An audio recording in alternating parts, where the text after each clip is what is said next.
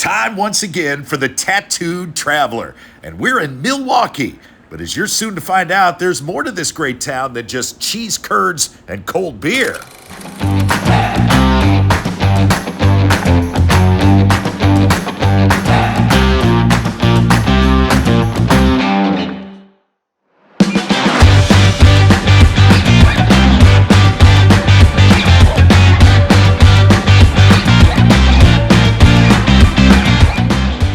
Todd Newton, welcome to the Tattooed Traveler and welcome to the hidden gem of the Midwest. This is the great city of Milwaukee, Wisconsin. Vibrant with culture, everything is happening here. And you and I, well, we're gonna do a little exploring. Welcome to the Cream City. Milwaukee is known for a lot of things. Music, for one, particularly jazz and the blues. A lot of influential artists have come from this town. Additionally, Milwaukee is known as the beer capital of the world, home to several well-known breweries like Miller and Pabst. We'll be visiting the Pabst Mansion here in just a bit. But Milwaukee was also the home of the Cunninghams, the stars of the 70s TV hit Happy Days, which featured the iconic character Arthur Fonzarelli, better known as the Fonz. Hey, with those double thumbs up and the leather jacket. Back in 2008, the city raised this bronze statue, which is known affectionately as the Bronze Fonz. Looks like a bird had something to say about that. 5 feet 5 inches of nothing but cool. That's what Fonzie was all about. Cool. Remember how he could play any song on the jukebox just by giving it a little punch? Never dropped a quarter in that thing. Fonzie was played by award-winning actor, director, and producer Henry Winkler. And as successful as Happy Days was, it aired for 10 years, over 250 episodes, the show wouldn't have been nearly as successful without Fonzie and that leather jacket. And his motorcycle, of course. We're in Milwaukee. How can I forget the motorcycle? This is the home of Harley-Davidson. And I'm taking you now to the Harley-Davidson Museum. 20 acres, 130,000 square feet of Harley history dating back over 120 years. Inside, you'll see more than 450 bikes and thousands of artifacts from the company's history. Admission is $22 for adults, and it is worth every single penny. The story dates back to the early 1900s. It all began in 1901, actually, when William S. Harley designed a small engine that could be mounted on a bicycle. Well, that engine soon caught the attention of Arthur Davidson, and together they started working on building motorcycles in a small shed here in Milwaukee. In 1903, Harley and Davidson officially founded the Harley-Davidson Motor Company, and their first production was built in a 10-foot by 15-foot wooden shed. That's the one. And it could reach speeds of, hold on to your hat, up to 25 miles per hour. Now, luckily, I was able to catch up with my buddy Tim McCormick, who is the public relations project manager here at the Harley-Davidson Museum. Tim, when someone comes to Milwaukee, I think that the Harley-Davidson Museum is something you have to put on your list. Got to be number one on the list. and it's amazing because here we are on a leap day, end of February, early March. And as you walk around, you might hear different languages just about any day of the week that you're here. And I don't know if those people would be traveling from wherever they're coming to Milwaukee, if not for the Harley-Davidson Museum. Absolutely top destination, top attraction in the city, because we have so much history. We have so much, if you're talking about American history, if you're talking about great design, just great stories. Yes, we have an amazing collection of bikes, but there's a story behind each and every one of those. And some way, somehow, it's going to resonate with you, whether you're a rider or not. Do you have any idea how many people pass through your doors every year? It's hundreds of thousands, because we also have events. We've got a beautiful 20-acre park-like campus here. You could host your wedding, big corporate events, retirement parties, etc. We've also got a great bar and restaurant, motor bar and restaurant right on campus here. So even if you're not coming to the museum, we've got bike nights throughout the summer. There's all these great events that might bring you down and get you a little closer to that Harley history. And you don't have to be a rider. More more, as you look around, even today, you'll see more people than not. You could probably identify, maybe they don't have their motorcycle license.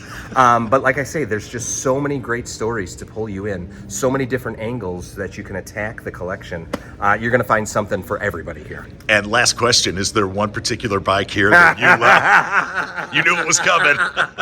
It often depends on the day of the week, but I started out riding on Sportsters, and we've got the original in 57, the Sportster line started, and we've got one of those bikes from the first line, and that's another part of the amazing part of the collection. A lot of these bikes are pulled directly off the factory line, so they've got like just a couple of miles when they're getting pushed into place. But take a look downstairs, 57, beautiful yellow down there. But yeah, it changes week by week, day by day.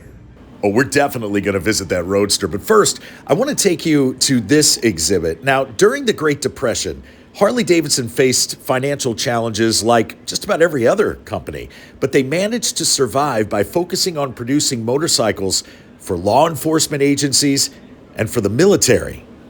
It was motorcycles like this that really solidified the company's reputation in the eyes of America by providing motorcycles for World War I.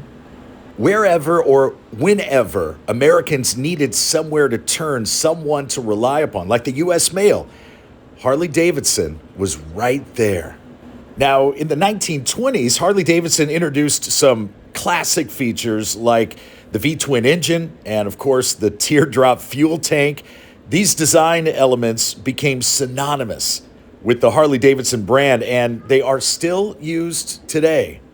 I'm going to take you downstairs to the lower level now. In the post-war era, Harley-Davidson experienced massive growth and really started to become a symbol of not only American freedom, but rebellion.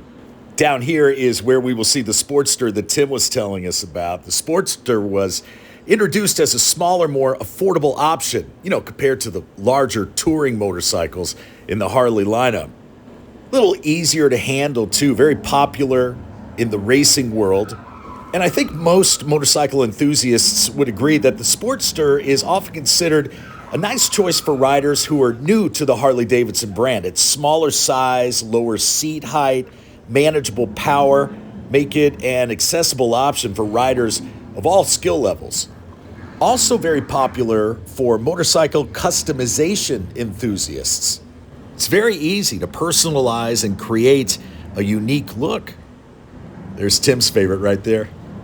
It's probably why the Sportster has been in production for over 6 decades, one of the longest running motorcycle models in Harley-Davidson's history. A real testament not only to its appeal, and that is a good-looking bike, but also to its reliability. Today, Harley-Davidson remains one of the most recognizable motorcycle brands in the world, with a passionate community of riders and enthusiasts all around the globe. Milwaukee is a city full of good Midwestern folks. Population right around 570,000 people, but like any town, there's bound to be 1 or 2 bad apples. Like this guy, it's hard to think of Milwaukee without thinking of Jeffrey Dahmer, who between the years of 1978 and 1991 took the lives of 17 people. Many, if not all of them, gay men and boys, most of whom he met here at a gay nightclub called Club 219. Now, the club has since closed, but this is one of the stops on a Jeffrey Dahmer tour that you can take if you so desire here in Milwaukee. 219 is not even marked on this street, but if we head right over here, okay, there's 221, so this would have had to have been it right here, 219. If you do wish to add a tour of Jeffrey Dahmer's hunting grounds during your time here in Milwaukee, it will cost you right around $40. Let's lighten things up a little bit now with the famous story of Gertie the Duck. It's a tale that dates back to 1945. Now, Gertie was a mallard duck. There she is. She made her nest on a piling in the Milwaukee River here in the heart of downtown. Gertie laid 9 eggs, and the story of Gertie and the eggs captured the hearts of the city. As the eggs began to hatch, crowds of people would gather around to watch the little ducklings emerge. And Gertie became a symbol of hope, a symbol of resilience during the difficult times of World War II. She's become a symbol of motherhood, symbol of perseverance, and this statue commemorates her story. It was erected right here along the riverbank. You'll see these statues when you come visit. Her story continues to be a beloved part of Milwaukee's history. She picked a good spot to call home, too. The Milwaukee River is about 100 miles long. A lot of really nice paths along it for jogging, walking, sightseeing. One of my favorite areas to stroll through here in Milwaukee is the 3rd Ward. I'll tell you why I like it, because this is where you'll find the public market. And if you're looking for a great local spot with some history to have some lunch, you'll find it here. Fresh seafood right out of the Milwaukee River. Delicious salmon, trout. You'll find a lot of local artists and small businesses here in the public market. I'm talking fresh produce and cheeses and meats and baked goods, specialty foods. It's really a welcoming and lively setting. It opened back in 2005, and this historic old building was once a commission house for farmers to sell their goods. So if you're looking to indulge in the city's culinary delights, you found it. Milwaukee definitely has a thriving arts and entertainment scene, and you may also come across the historic Pabst Theater. First opened its doors back in 1895, and this is one of the oldest theaters in the country that is still in operation. The theater was built by brewing magnate Captain Frederick Pabst, whose name it bears, as a gift to the city of Milwaukee, and it is listed on the National Register of Historic Places. Definitely considered a landmark here in Milwaukee's cultural landscape. Beautiful theater. And that leads us seamlessly into our next stop on our Milwaukee adventure. This is the Pabst Mansion. This was the mansion that was built for Captain Frederick Pabst back in 1892. Now, I told you at the top of the show, Milwaukee is a beer town. Miller and Pabst, the Pabst Brewing Company. Well, Captain Frederick Pabst was the founder of the Pabst Brewing Company, and your tour of the mansion starts here at the Welcome Center. Admission is $17 for adults, and they have lots of great souvenirs like Good Boy IPA, dog beer. Very clever. The mansion is grand. It is opulent, known for its exquisite craftsmanship and all of the luxurious details. Now, there are 37 rooms in the house, including a music room, a library, and this dining room, which, when the Pabst were entertaining, which they loved to do, could seat up to 22 guests. Captain Pabst loved fireplaces. There are a total of 14 of them in the home. This is the one in the dining room, and just off to the side here, a little conservatory to catch some natural sunlight, beautiful morning sunlight. Here's the music room that I mentioned before. The family often used this room as a gathering room, or we would probably refer to it as a living room today. Mrs. Pabst had her own parlor here. And this is the main reception hall where guests were received and greeted. And you'll notice in the corner there a bust of Captain Pabst, an interesting guy. Born in Germany in 1836, he immigrated to America in 1848. At the age of 14, he became a cabin boy on a Great Lakes steamship, and by the time he was 21, he had earned the title of captain. Well, over the next 25 years, he became the world's largest producer of lager beer. I'll take you inside his private office at the back of the first floor here. The 1890s was the Pabst decade here in Milwaukee. He was considered by his contemporaries to be the city's foremost citizen. He was the epitome of success. I mean, the things Captain Pabst accomplished really defined the American dream, and a lot of it took place at this desk. This is his original desk in his office. And look at that hand-carved woodwork. Isn't that magnificent? This mansion was constructed between June of 1890 and July of 1892 for a cost of just over $250,000. Take you up the grand staircase now to the second floor. This is his daughter Emma's bedroom and his granddaughter Elsbeth's bedroom, who he and his wife adopted after their daughter Elizabeth passed away. Now the master bedroom. We'll start in the bathroom here. Spacious. And you'll see there's a sitting room in the back. This room is used currently for events such as weddings and corporate gatherings, but you can see the layout here. Of course, the fireplace in the back, and both the captain and his wife would have had their own beds, separate beds, in the master suite. And right next door is the library that was used by the two Pabst sons, Gustav and Frederick Jr. And finally, this is the butler's pantry, where the servants would have their meals. The back staircase that led them to the second and third floors never was the help to use the grand staircase, the elevator there.